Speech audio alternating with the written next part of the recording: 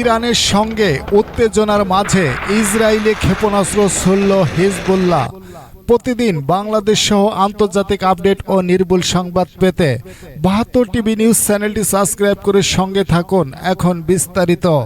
ইরানের সঙ্গে উত্তেজনার মধ্যে ইসরায়েলের একটি ঘাঁটি লক্ষ্য করে ক্ষেপণাস্ত্র ছুড়ছে লেবানন ভিত্তিক শক্তিশালী সশস্ত্র গোষ্ঠী হিজবুল্লাহ।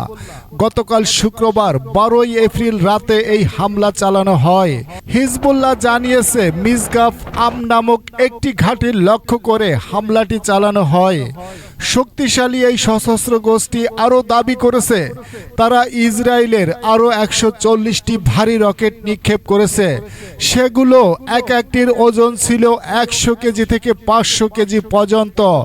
রকেটের হামলায় ইসরায়েলের দখলকৃত বিরানিত অঞ্চলে আল জলিল ডিভিশনের হেডকোয়ার্টার গুঁড়িয়ে দেওয়া হয়েছে বলে দাবি জানিয়েছে তারা। তবে দখলদার ইসরায়েল দাবি করেছে হিজবুল্লাহর রকেটগুলো লক্ষ্যবস্তুতে আঘাত আনার আগেই ধ্বংস করে দেওয়া হয়েছে। আর কিছু ক্ষেপণাস্ত্র উন্মুক্ত স্থানে পড়েছে। এসব হামলায় কোনো ক্ষয়ক্ষতির ঘটনা ঘটেনি বলে দাবি করেছে ইসরায়েল। তবে কাতার ভিত্তিক সংবাদ মাধ্যম আল জাজিরা শনিবার এক প্রতিবেদনে জানিয়েছে লেবানন এবং ইসরায়েলের সীমান্তে বেশ উত্তেজনা বিরাজ করছে। এখানে একাধিক বিস্ফোরণের শব্দ শোনা যাচ্ছে। সূত্র ঢাকা পোস্ট। প্রতিদিন আপডেট খবর পেতে সঙ্গে থাকুন। আল্লাহ হাফেজ।